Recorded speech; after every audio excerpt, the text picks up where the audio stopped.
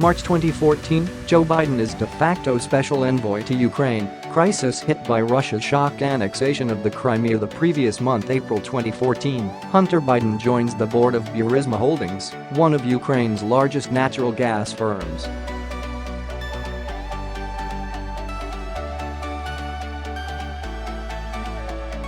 The same month, its owner, Mykola Zlochevsky, has $23 million in London bank accounts frozen by British authorities on suspicion of money laundering.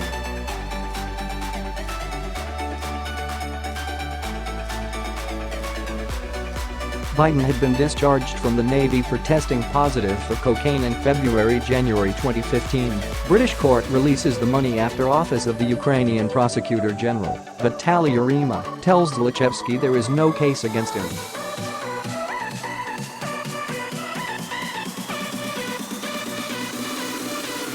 In September, the Obama administration ambassador to Kiev rails against the new prosecutor general, Viktor Shokin, for the move and demands a misconduct investigation into his office.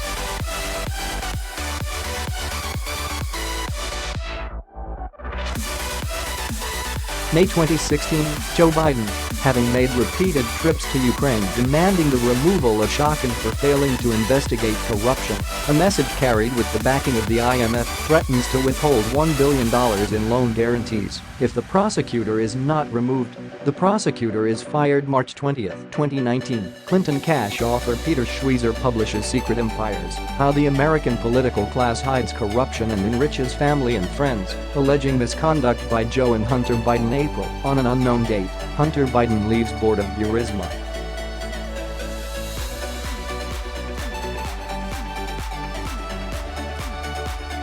He had received as much as $50,000 a month. May 1, a New York Times report highlights Hunter Biden's dealings in Ukraine.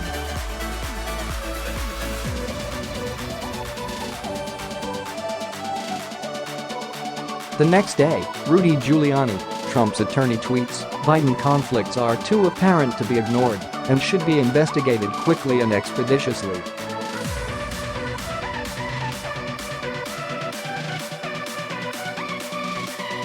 But the more important question is how deep and how high did the alleged Ukraine conspiracy go? May 7, the career diplomat serving as U.S.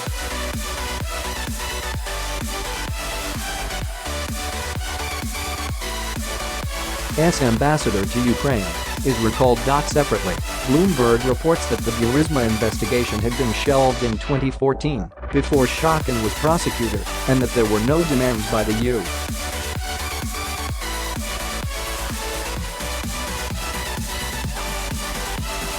for it to be closed. May 20, Volodymyr Zelensky is sworn in as president of Ukraine. June, Rudy Giuliani meets an official from the Ukraine Prosecutor General's office in Paris, he tells The Wall Street Journal.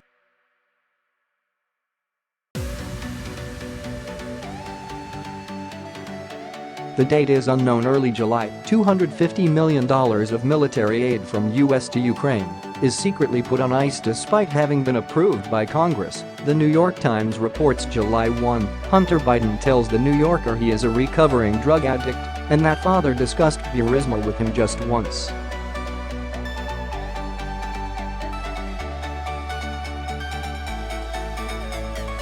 Dad said, "I hope you know what you are doing," and I said, "I do." July 25, Donald Trump calls Ukraine's President Zelensky.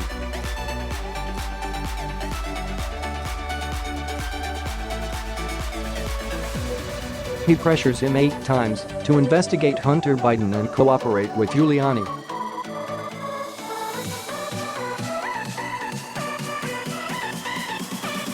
The two are due to meet on September 2 in Poland at a commemoration of the Nazi invasion in 1939. July 27, Kurt Volker, the State Department's special envoy for peace between Ukraine and Russia, visits Kiev and meets Zelensky.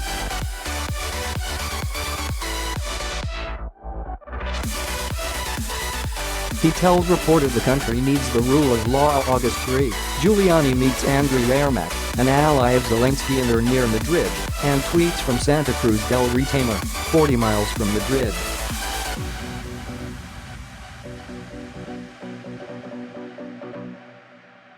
He asked Volker to set up the meeting, which he did, and then briefed the State Department on it, but said he was acting in a personal capacity. August 12. The Inspector General of the Intelligence Community, Michael Atkinson, receives a complaint from a member of the intelligence community, someone working for one of 17 agencies which include the CIA and FBI, but not the White House or Congress. August 15. Dan Coats serves his final day as Director of National Intelligence and is replaced by an inacting capacity by Joseph Maguire. August 20. Trump says it would be appropriate for Russia to rejoin the G7. August 26. Atkinson transmits the complaint to Maguire, which he has to do by law if he has found it urgent and credible. August 28. Politico reveals the $250 million military aid is on ice. September 2. Labor Day. Mike Pence, standing in for Trump on the Polish trip, tells Zelensky he and Trump have great concerns about issues of corruption in Ukraine.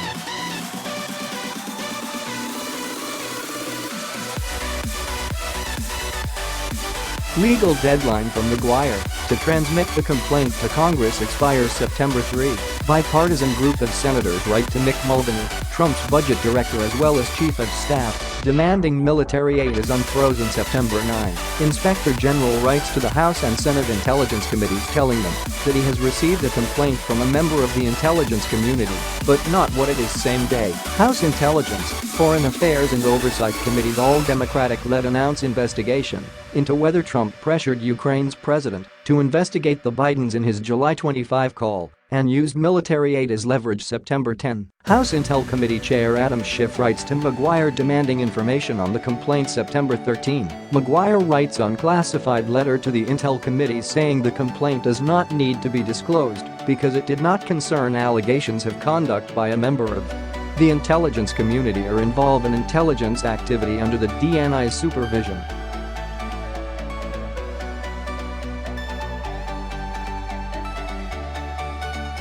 He also says that the DNI lacks unilateral authority to allow the complaint to go to Congress. September 13 evening, Schiff subpoenas Maguire to testify.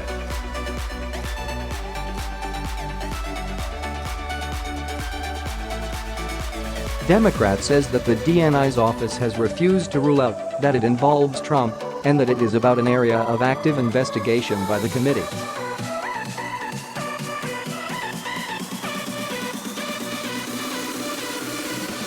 September 17, Maguire's general counsel writes to Schiff and tells him two key things.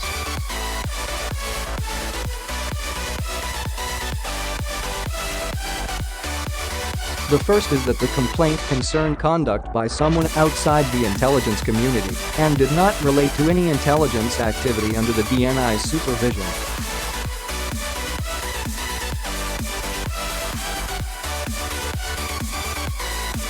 That means the DNI is saying it isn't a matter for the Inspector General at all. The second is that it involves confidential and potentially privileged matters relating to the interests of other stakeholders within the executive branch.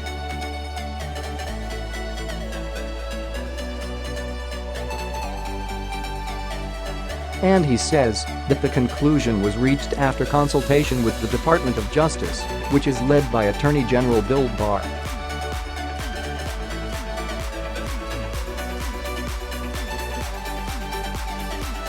September 17, Atkinson writes to Schiff saying he and Maguire are at an impasse over the complaint.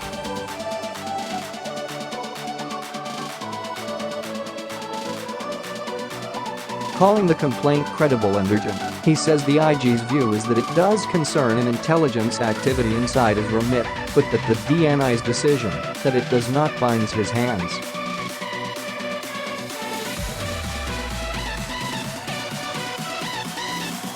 He says he has asked to be allowed to tell Congress the basic subject matter of the complaint, but been told not to. September 18, Schiff writes to Maguire, saying he will accept his testimony on September 26.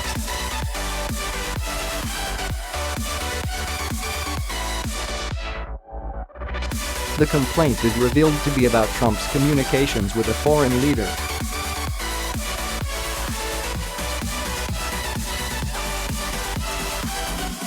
September 19, 9 a.m. Atkinson meets the House Intel Committee behind closed doors.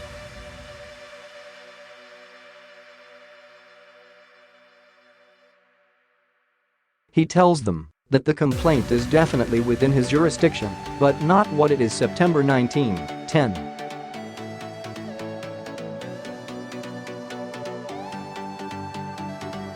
47 a.m. Trump tweets a denial of wrongdoing, saying, "Is anybody dumb enough to believe that I would say something inappropriate with a foreign leader while on such a potentially heavily populated call?"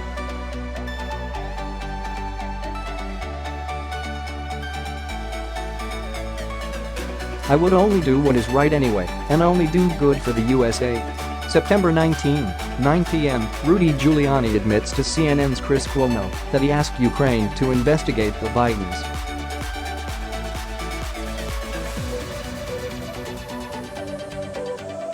He claims he was acting as Trump's attorney, but the president did not know in advance. September 20, 10 a.m. Trump tweets confirmation that the complaint is about Ukraine and in the Oval Office publicly denies wrongdoing, saying, "It doesn't matter what I discussed."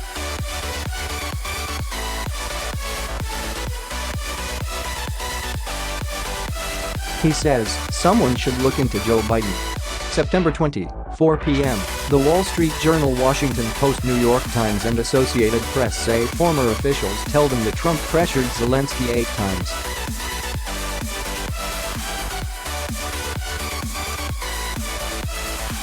The White House counsel is revealed to have advised on keeping the complaint from Congress. September 26.